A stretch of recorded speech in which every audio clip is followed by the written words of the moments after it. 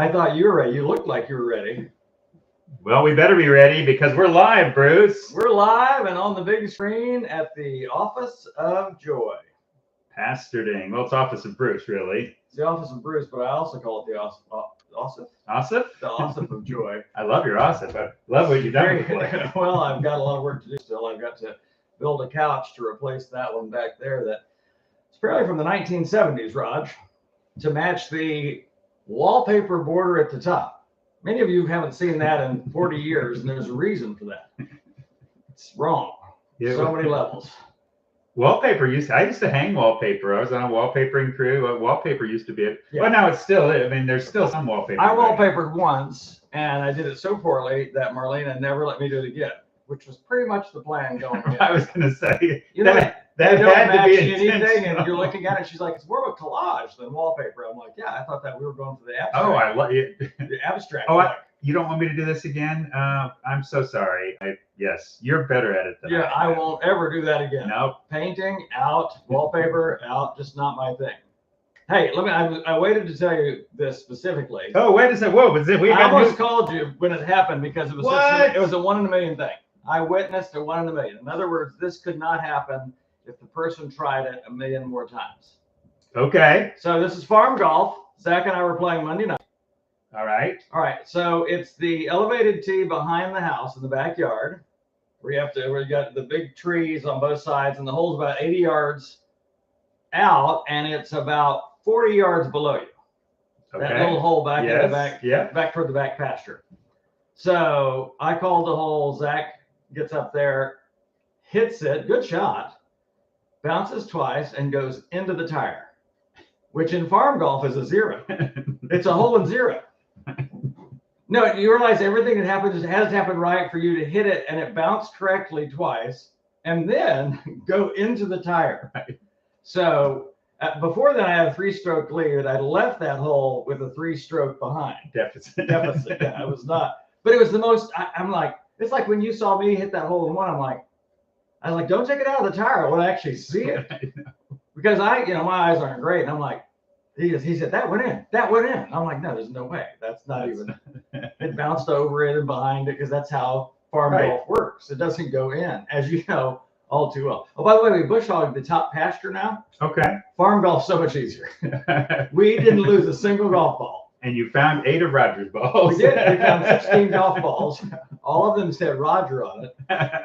No, I was just like, I'm like, Zach, if you tried to hit that shot a million more times, you might get it once. No, I think I saw a video once of like guy hits a golf ball, like it's at the edge of a hazard, hits a rock, bounds off a mound onto the green, and goes in the hole. One of these where it's an awful. Every now and then the golf gods turn it around. I mean, normally it's you hitting a really great shot, except for a bird was flying across, and you hit it square. Which is considered, in play, I guess. It's a moving obstruction at that point. And you can also be arrested for killing a bird. There's that. So it's not politically correct. I did hit a bird with a golf ball. No, I did watch Roy Hayes kill a goose with a golf ball once. Oh gosh, really? Hit it hard, low left, right off the tee. The geese were like 100 feet off the tee. Tell me that. Hit it, wham, it's down. Are you serious? Oh yeah, kill it. And here's what we found out later, because all the other geese gathered around. We're like, oh look, they're trying to help their buddy, and we talked to the pro about it at halftime. Right. Halftime. That's so funny. No, they're divvying up. He said they're eating them. Like, really? They're gonna eat their buddy? Yep. Like, wow, that's the Bill. That is the single most awful thing I've ever seen. You get hit by a golf ball in the goose world, and your goose is cooked. Literally, you're done. So it was awful to watch because it made this terrible thud sound. Oh gosh, no, I've never heard you tell that story. That's yeah, it was at Tim's Ford. Okay. Which you and I've played many times. Yeah, that's like the first tee, hit it low and just hard low and left, just wham, bam. I think I've killed a lot of worms at that course. Yeah, there's some worm burners. You've hit into some high grass at that course. We both hit into some high grass. Well, I find high grass on any course. I am a high grass magnet. So that was the only course. This is the Tim's Ford course that I have lost a putter 80 feet above me. I literally missed a putt on a hole. I think it's on the back 9, really tough hole. Missed a putt, threw my putter in the air, just so angry. It went into the tree above the green and didn't come down. No, for all I know, it's still there. I ought to go play that course again. And when I get to that hole, it's the hole that had this crazy top tier, and then like 11 feet below it was the bottom tier. I don't know if you remember that hole. It's back on the back part of the course, but look, it stayed in the tree. I think it'd be fun for our listeners to get a sense of how many times you've left a course with a missing or damaged club. Too many times to count. I did last week break my first club on farm golf, which I had not done. Zach got tickled by that. That lets you know. Wait a second. The funnest, most least pressurized setting for golf, farm golf. But Roger had hit like 4 shanks in a row. I couldn't stop hitting him. You know, no matter how far back, I kept hitting it off the hosel, and he goes dead right. Dead right. Was the club's fault, that was for sure. And you know what happens when you go dead right at Lost Ball Golf Course. This is the affectionate name of our farm golf course. It's called Lost Ball, and you lose them over and over again, and your mind starts bending inside your head. You can actually feel your brain like twisting on itself. Oh, I think it happened to me Sunday. Yeah. The only way to untwist it for me is to break the club over my knee. And break the spell. And break the spell, and then I feel better. And I chipped around with the Zach's club. Now, it's funny because I certainly have gotten ticked playing golf plenty of times. I've never maybe I'm such a spendthrift or that I can't break a club. Well, I've got the good news is I've gotten very good at reshafting and regripping clubs. Because every time I do it, I have to buy a $7 shaft and then a $2 grip, and you have grip. Oh, do you read? Oh, I've reshafted sets of golf clubs. Oh my God! Yeah. Well, okay. I've played golf for a lot of years, and so when you do, at some point you have to replace the grips anyway. But when you break clubs as often as I did, I'm going to use the past tense because that hopefully was the last. Last week, you're hoping was the last. This sounds like someone who needs help. It's actually this week, Raj, but who's counting? Right. Okay. I can stop anytime. Not today. Maybe later. So Easter week. It is Easter week. I'm reading through Matthew, and so it's interesting that I'm in that final week leading up to the cross in Matthew right now, beginning with his entry into Jerusalem, which is always an interesting. It's always listed as the triumphal entry, you know, in Scripture. You know, the little thing that's not Scripture, but that like tells you what's coming. And it becomes Scripture. Yeah, the little content narrator. I don't know. Here's what's next. It's like a chapter heading. But you know, I always thought that was an odd thing to call it because Jesus is weeping, entering in. Mm-hmm. And even then, you know, his critics, the Pharisees, are saying, "Hey, tell your people to stop." And he's like, yeah, if I don't, the rocks will cry out. And then he goes into the temple. And as I'm reading, Roger, I mean, he knew this was the last week. I mean, because he did not leave anything in the bag.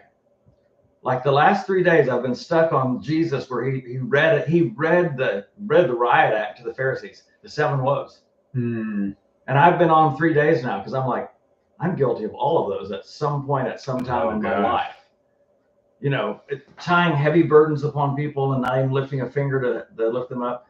You're hindering people from entering the kingdom. You yourself have not entered, and you're keeping others out. What I immediately love, I know I'm cutting you off here, but this thing of applying those words, not blowing by any word of Jesus to the Pharisees, to the disciples, to the tax collectors, Sadducees, and not any one of them, and saying, this is not a word for me, but for you to look for it to say, because I think it's easy just to kind of blow by, maybe especially some of the Pharisees. Yeah, but what you just said, I've laid burdens on people. Yep. I've had a press. I've had an expectation. I have, even on my spouse, and I haven't lifted. It's almost like at points where I've taken a kind of grim joy in the fact that they can't measure up, or I'm applying this. Or I excluded someone based on lifestyle, sexual orientation, sin struggle. Yes, a particular, that's not mine. That's not mine. And that's exactly right. That's not mine. But that was exactly what the Pharisees did. Yep. You're hindering others from entering, because he goes on to say, you guys are keeping these tiny parts of the law. And it's interesting, Jesus says there's more important parts of the law. So there's less important and there's more important. So they would tithe off their mint and cumin and sage and parsley and thyme. Their spice farm. Their spice farm. He said, but you've neglected the more important matters of the law, justice and mercy and, I think he said faithfulness. And I'm like, they probably saw themselves as the most faithful people in the world. Yeah. Look, we're tithing from our spice farm. He said, you've neglected faithfulness. I'm just like, yeah, I've done it. I mean, I've given a tenth, but not shown mercy or not practiced justice. I'm not talking about gaining justice for myself, but practice justice for others who are being treated unjustly.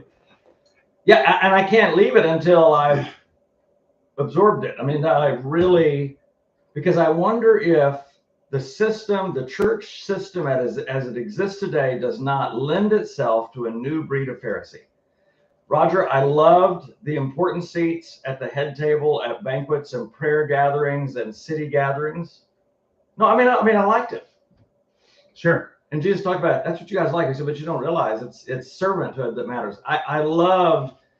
Now, I did avoid the title Reverend because that seemed to fit very clearly in Jesus's woe, don't have people call you rabbi because you have one master and that's me. The rest of your brothers. Don't let anyone call you father because you have one father in heaven. Don't let anyone call you the teacher because you have one teacher and that's the Christ. But I realized how easy it was to get away from that simple teaching and begin to appreciate titles. I think I had it right. And I think I've talked about this before on the podcast, but I think we had it right the first time when we started Rocket City. We just call ourselves servant pastors. That was just our job. Mm-hmm. It was just a descriptor of what we were called to be, not lead pastors, not. Less titles, just descriptors. Here's our job description, right? And I realize there's nothing wrong with descriptors. Even Paul talks about, hey, he gives some to be pastors, teachers, evangelists, all of that. As a descriptor, it's fine. I think it says becomes a spiritual noun. Mm-hmm. It's a problem. Spiritual noun. Well, a spiritual noun, father, like a singular father. You're my teacher. Because I had a person say that to me one time, and it put chills. I was like, no, I'm not. Nope. Jesus he is your teacher. I'm a communicator, and hopefully I'm teaching the way of Christ. But I realized how it struck me. I was horrified. Over time, I even got real bothered when people say, your church. Whether that was the question that people love to ask, how many people go to your church. Right. But there's a part of me that, Roger, that's part of it, and part of us in the system that wants to own it. Like it is our synagogue. Yep. Our church. I'm like, nope, this is Jesus' church. I'm just a servant brother in the deal. Anyway, that's where I've been. Well, but I realized all of those things were insisting that he was going to get killed. Yeah. I mean, because he didn't hold back. I mean, those woes, I think he spoke them with a sense of urgency and a sense of no pronouncement. He said, you brood of vipers, how then will you escape hell? And I'm like, wow. Right. And maybe his words get most intense, because I pondered some of that, when the person is in the gravest danger. You think about the kind of anger we kind of get when our child is in serious, great word. Like they're about to run in front of a car. They are about to, and feel an anger. Yeah, there's this anger, and particularly if they're disobeying something that you have for their safety, for their, and I look and say, okay, he knows he's getting ready to go, but how close does he know? How close are they to crossing a line you don't come back from? Exactly. And he sort of pronounces that at the end of the woes. When he said, oh, Jerusalem, Jerusalem, I've longed to gather you, but now your house will be left to you desolate. Right. You just wouldn't let me. Just wouldn't let me hold you. Yeah. Yeah. You wouldn't embrace me. You rejected me, killed me. It's just very sobering. And again, like you said, I don't want to read those things and apply it out there and go, but I do think, because I was in the system for 22 years as a pastor, there's part of the system, because any organization or any organization that we create around church, there's a system associated with that. You and I have talked about the importance of, I think, simplicity and non-complexity in church, and even a non-centralized kind of structure. But most of the systems lend themselves toward a hierarchy, and a hierarchy puts someone above someone else. And Jesus in those woes just said, "You are all brothers." But I want to take that beyond church, because this is what I've found. It's the human condition. It's, if you look even, God creates Lucifer. And he doesn't like the hierarchy. He wants a greater position. And you think, even if, what I'm getting at is, okay, yes, this happens in the church, but it happens in the church because it is a fundamental human, because this is what I catch myself all the time. Still, for all the things that I know, 62 years of age and whatever, I'm talking about outside of the church, I find little things, and it's often visible things, markers. That's why Jesus so often going up the heart, whatever. The visible things that you're giving, you're these visible, things that. Well, he actually said everything you do is for men to see. Right. So I find markers where I'm doing something better than somebody, and I just find little ways where I'm subtly ranking. I'm subtly, even in a marriage. There's a score I'm keeping where that I often don't even recognize that I'm doing, and I'm doing this better. So this pervasive pull of self-righteousness, of superiority, is battling us all the time, and it's part of the obsession with the visible, with things that are seen. It's one of the reasons why we often don't deal with issues of the heart, because people can't see that. Nope. They can't, where I'm secretly doing things and serving, but the things like mercy and justice and so often, these are often heart things. They're behind the curtain kinds of things. Yeah. Where we lean toward, I go to church, I give, I serve in this very visible way. This consciousness I have to be righteous when people are watching. Because this is what I think the Pharisees, we're very tuned in to keeping the rules when people are watching. But Jesus is repeatedly coming around to, your heart shows up when people aren't watching. And anyway, where I'm going, the larger picture is, yes, I see that in the church. But these woes you're talking about are just all the time watching. Am I finding places where I'm believing a better story about me? I'm giving myself credit when I blow it in certain things. I give myself a benefit out. I don't give this person a benefit of the doubt, which still lets me look at them a little less than. Sure. It's such an insidious. Yeah, and I think and it's one of the things that I really have decided, that you're a prophetic voice.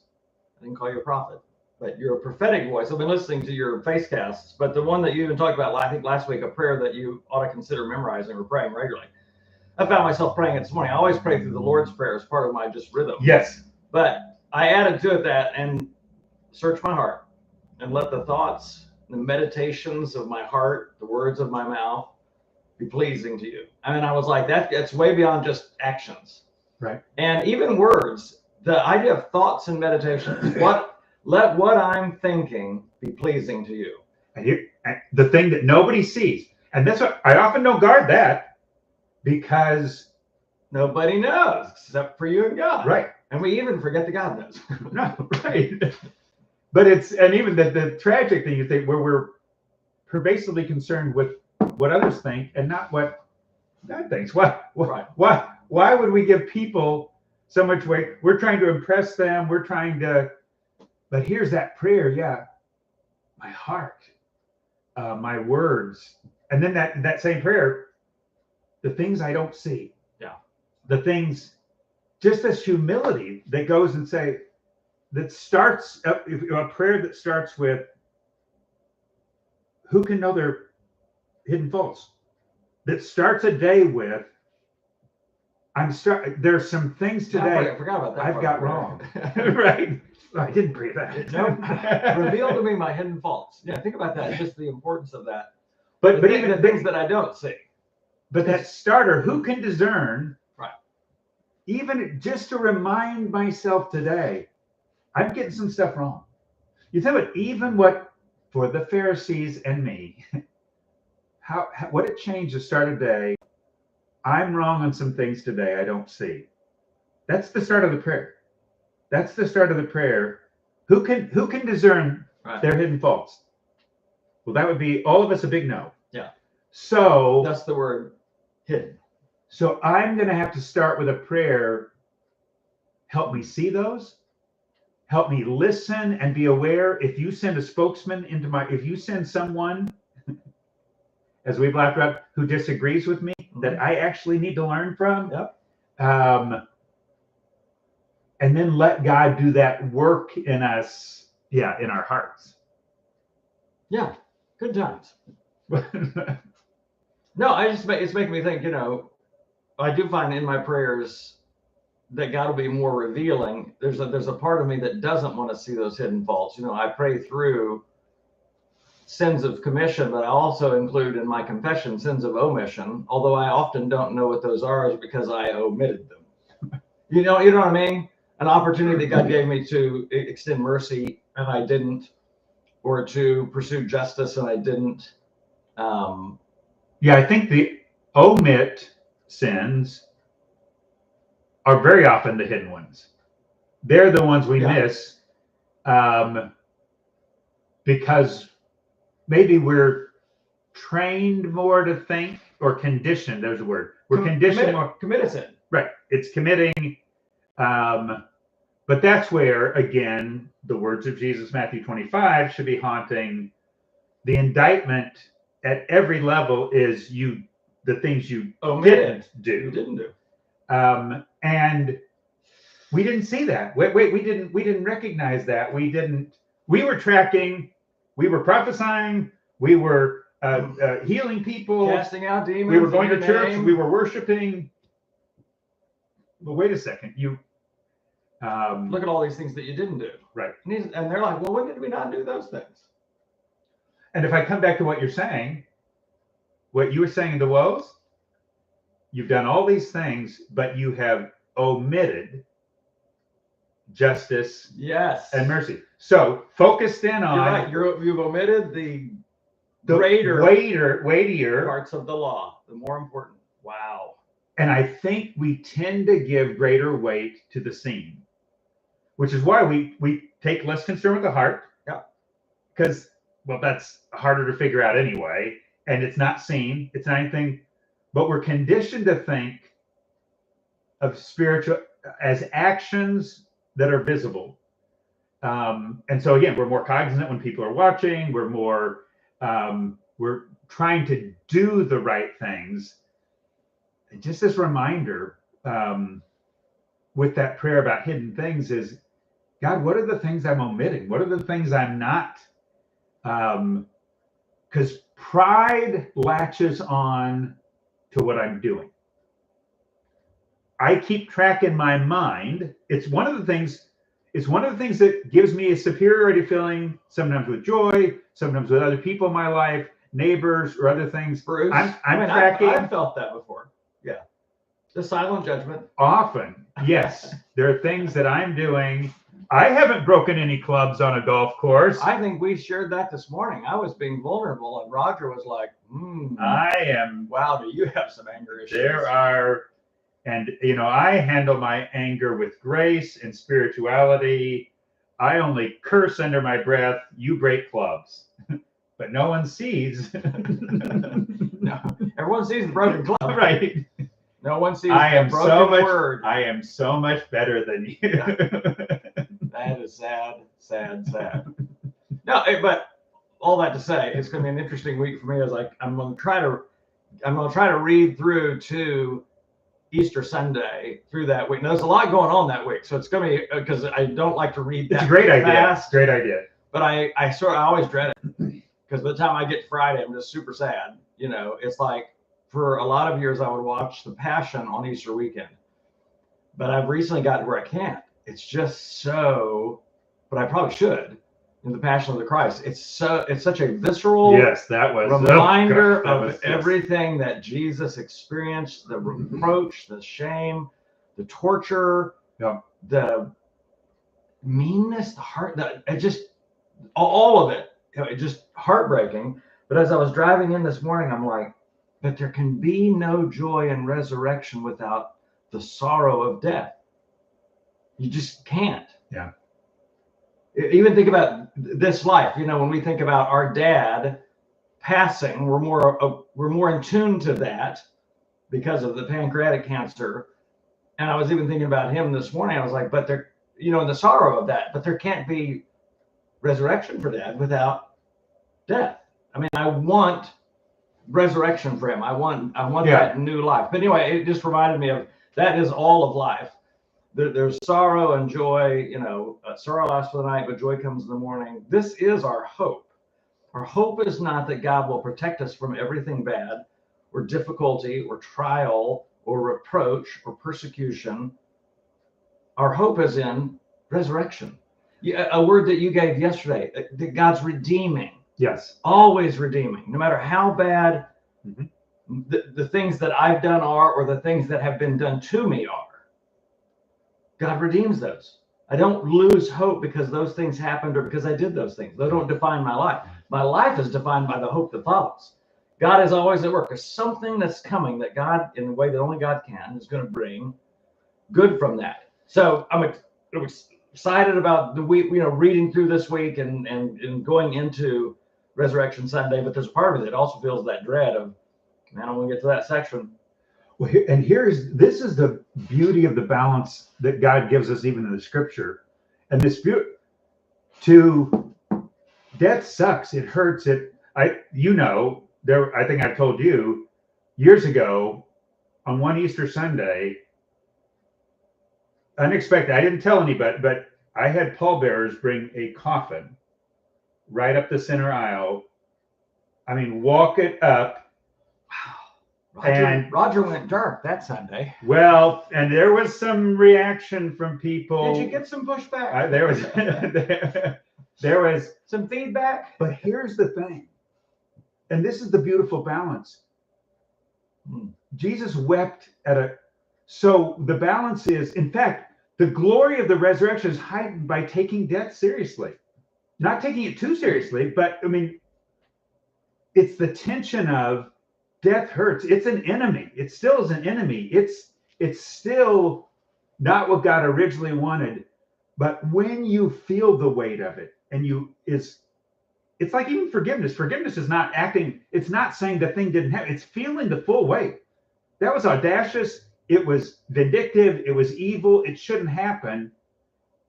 But now, in light of that, forgiveness is that much more glorious. It's not making that small. So resurrection, to feel the weight of resurrection, right? What you're going into the angst of Good Awful Friday and feeling the weight of that, it lets you feel the glory of resurrection. I agree. And why in the world do we call that Good Friday? It is, you know, years ago I started doing a service on Friday. Can't remember what it was called. Tenebrae service, which was a very dark. We literally had the room dark, candles low, and we just led people through the Last Supper, the betrayal, the denial, the fleeing, the horror of a lot of darkness, the death, and we left people there on Friday, and we extinguished the candles, and everyone just left the room silently, you know, without saying a word. Yeah. But you felt the weight of what the disciples, what all his followers felt. Yeah. So as we go into Easter this weekend, I want to remind all of our listeners that joy comes in the morning. Easter is a reminder that there is always hope, but there has to be death, there has to be suffering, there has to be sorrow for us to experience the full weight of glory of resurrection. Yeah, that's good. For some reason, your timer was 30 minutes ahead of mine, and I thought I went first. Oh, it took mine a few minutes. It took mine probably 30 seconds to come up. For all of you people that are watching, we have two things going on right now. We have Roger's computer that does the sound, because mine's 50-50 on sound. Probably should have checked that today. Alas, the silent edition. And then I'm doing the video thing. The viewers always get an extra minute of the Pastords. What a glorious gift that is. An inglorious gift that is, Roger. You forget our name.